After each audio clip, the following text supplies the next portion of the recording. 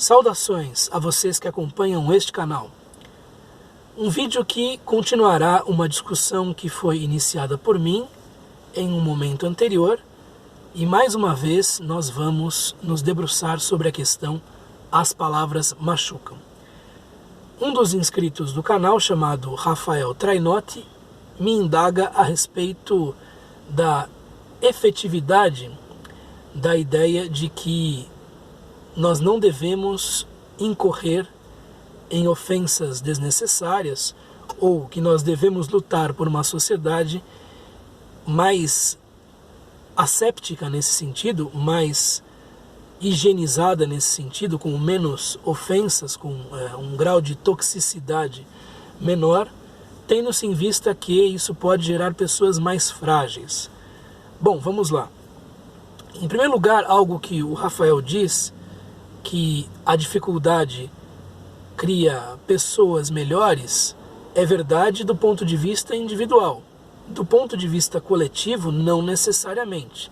As dificuldades tornam pessoas melhores desde que essas pessoas estejam dispostas a aprender com esses obstáculos, com esses percalços. Se elas não estiverem dispostas a isso, não aprenderão nada. E quando esta noção é ampliada e colocada do ponto de vista da coletividade, isso não faz sentido. Veja, nós vivemos em uma sociedade com graves problemas, por exemplo, com a violência, por exemplo, com o alto consumo de entorpecentes, de drogas, por exemplo, com um nível de corrupção política, sobretudo, bastante elevado, e nada disso nos faz crescer enquanto sociedade. Por quê? Porque para que crescêssemos enquanto sociedade, a maioria da população, mais ou menos de comum acordo, com as suas pequenas unidades, que são os indivíduos, deveria estar disposta a superar esses obstáculos, a fazer o necessário, racionalmente falando, para que esses obstáculos fossem superados, e aí nós teríamos um crescimento social, um florescimento em um outro sentido. Então, do ponto de vista individual, a ideia de que as dificuldades, as arestas que a vida nos coloca, as asperezas que a existência nos apresenta, o caminho mais tortuoso, mais escabroso, mais cheio de pedras, tudo isso é importante para aqueles que têm a disposição de aprender. Do ponto de vista social, não me parece que isso faça sentido. O que vai a seguir é algo que tem a ver com a minha opinião, o meu modo de ver. Você pode discordar daquilo que eu vou dizer, você pode dissentir, você pode ir para outro lado. Eu estou falando das coisas desde o meu ponto de vista, eu posso estar errado. Muito bem. Existe de fato uma suscetibilidade muito grande na sociedade brasileira, estamos falando mais claramente dela, mas é necessário que nós percebamos que é uma suscetibilidade às ofensas, enfim, ao modo como as coisas são ditas, etc., etc., que diz respeito aos andares de cima da sociedade, a classe média e a classe alta. Os andares de baixo da sociedade estão demasiado preocupados com questões de sobrevivência para prestar atenção a isso, o que não quer dizer que se trate de questões sem importância, desprezíveis, nada disso. Essa suscetibilidade ataca, por assim dizer, a classe média e a classe alta, aqueles que têm educação formal, aqueles que têm a possibilidade de falar em arenas públicas, aqueles que têm algum tipo de interlocução entre eles, e lá para os andares de baixo, tudo isso é menos importante. Essas pessoas estão muito preocupadas se vão comer no dia seguinte, se vai haver creche para os seus filhos, se o ônibus que vão tomar estará muito lotado ou pouco lotado, se vai haver emprego daqui a 1 ou 2 meses. Lembremos-nos de que estamos em um país em que há estatísticas oficiais, 13 milhões de desempregados, segundo o IBGE, e evidentemente a subnotificação, isto é, há muito mais do que isso, sem contar os desalentados, aqueles que nem mais procuram emprego.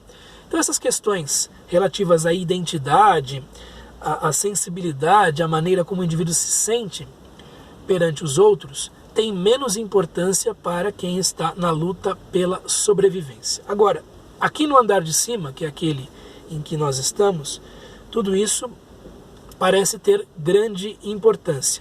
Tem importância? Sem dúvida. Isso pode ser ampliado, pode ser maximizado? Me parece que não. Eu comentei no vídeo anterior a respeito das ofensas, das injúrias, das palavras duras que são usadas, sob uma perspectiva estoica, e nós temos que considerar que, de um ponto de vista estritamente estoico, por exemplo, do sábio, isso não tem importância. Assim como um sábio pode não se sentir melindrado nem mesmo atingido por alguém que entre na sua casa e roube tudo. Para o sábio isso não é nada. Por quê? Porque ele sabe que o bem verdadeiro é a virtude, o que é interior, portanto, tudo aquilo que está fora dele é algo que ele pode perder, é um contratempo, é uma aporrinhação, é algo que vai tomar algum tempo dele, porque ele vai ter que recuperar esses bens, porém para ele não é nada. Esta perspectiva do sábio não pode ser aplicada para a sociedade inteira. Nós não podemos imaginar que uma sociedade em que o roubo e o furto se tornam muito fáceis será uma sociedade boa para todos. Claro que não, é evidente que não. Numa sociedade em que tudo o que você tivesse fosse roubado em 1 ou 2 semanas, e olha, nós estamos nos preparando para isso, né? Pelo modo como as coisas acontecem no Brasil. Ninguém teria nenhum tipo de estímulo para trabalhar, para querer ter as suas coisas. Vão me roubar mesmo? Para que eu vou comprar? Não compro nada. E por aí vai. E haveria problemas econômicos decorrentes dessa prática. Do mesmo modo, a questão das ofensas, né? Numa sociedade em que essas ofensas fossem muito difundidas, em que todos se insultassem, todos se xingassem, em que não houvesse nenhum tipo de cuidado no manejo social, todos seriam muito inautênticos, todos seriam muito insinceros, por medo justamente de ser atalhados, de ser criticados ou de ser achincalhados em público. De um certo modo é isto que nós estamos vivendo, porque estas ofensas são manejadas, são sobretudo teleguiadas por grupos políticos extremos. Nós sabemos que a direita extrema e a esquerda extrema lincham virtualmente aqueles que são obstáculos à consecução dos seus objetivos. Havia isso muito fortemente na época dos governos do PT, sobretudo na época da Dilma, com os chamados MAVs, as chamadas MAVs, Milícias de Ação Virtual, que eram indivíduos que se juntavam para atacar determinados rivais do governo. E isso continua acontecendo no bolsonarismo, sobretudo naquela parte do espectro político que é uma direita liberal e que não necessariamente está de acordo com o que o governo tem feito ou com o estilo Bolsonaro de governar. Hoje há um ataque de pessoas bolsonaristas ortodoxas, digamos assim, a pessoas dentro do espectro político da direita, da centro-direita, sobretudo, de uma direita liberal, que criticam o governo. Aliás, dentre as quais eu me incluo, né? Eu sou um liberal que faz muita questão da questão do liberalismo político, não apenas econômico.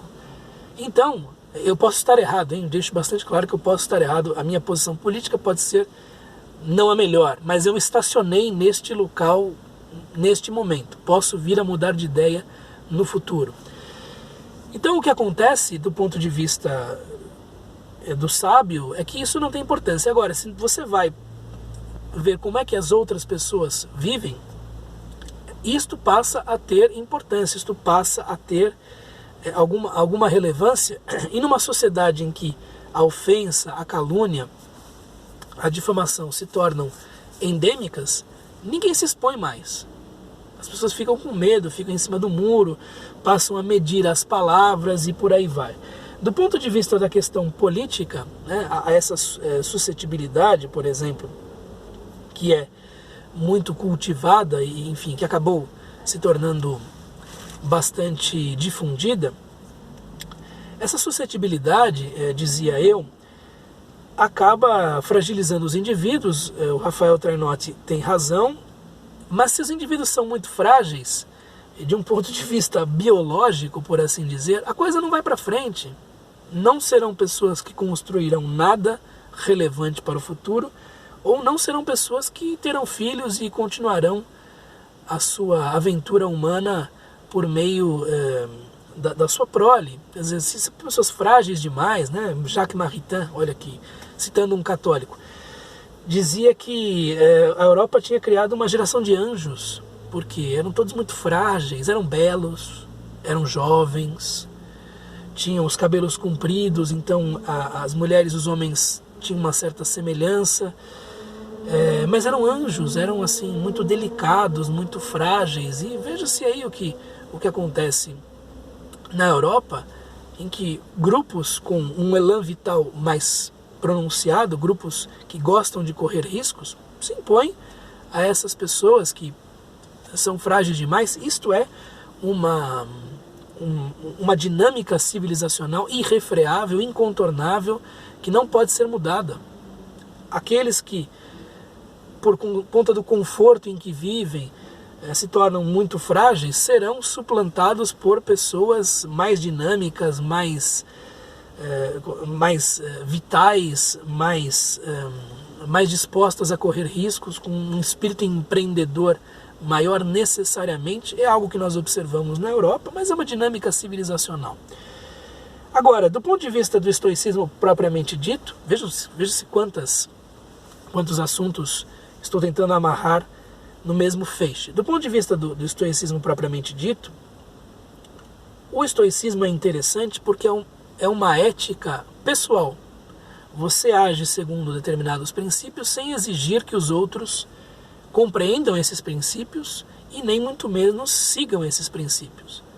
Você fica comprometido com determinados valores, você pratica a virtude do modo como acha que isso deve ser praticado, você, evidentemente, que tem uma certa visão do que seja a melhor sociedade, mas não necessariamente isso se transformará naquela sociedade na qual você vive. Você não escolhe a sociedade em que você vive, a época em que vive, os tempos em que passa por esta terra.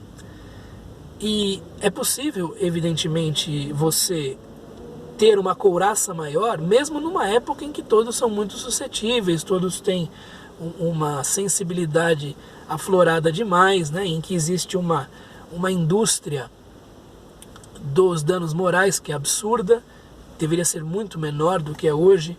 É possível que você, por meio do seu exemplo, acabe mostrando a algumas pessoas mais perspicazes que essa suscetibilidade causa sofrimento. Mas não imagine que todos vão adotar esse modo de ver. Existe uma frase que circula na internet, atribuída a Will Durant, mas eu não sei se é de fato verdadeira, que diz o seguinte: uma civilização começa estoica e termina epicurista. Não sei se é do próprio Will Durant, okay? Ou se é uma atribuição falsa, como muitas vezes acontece. Agora, de um ponto de vista mais estrito, mais rigoroso, não existe civilização estoica. As pessoas não são estoicas. Você não pode forçar as pessoas a serem estoicas. Elas não são assim. Você pode, com muita dificuldade, com muita aplicação, buscar colocar em prática os princípios do estoicismo. Você não pode exigir isso dos outros. Os outros não são assim. Você não escolhe a época em que você vive.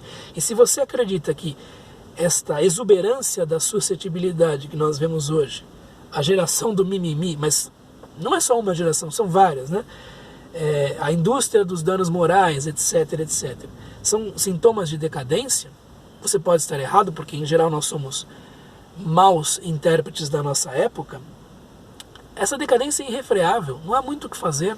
Você pode ser uma nota dissonante, você pode buscar dentro de si os recursos para que estas coisas não atinjam você com tanta força. Mas não há como refrear, não há como mudar o curso da história. Civilizações que criam indivíduos muito frágeis serão suplantadas por civilizações com indivíduos mais fortes, não há dúvida. Não há dúvida quanto a esse sentido, não há escândalo histórico a esse sentido.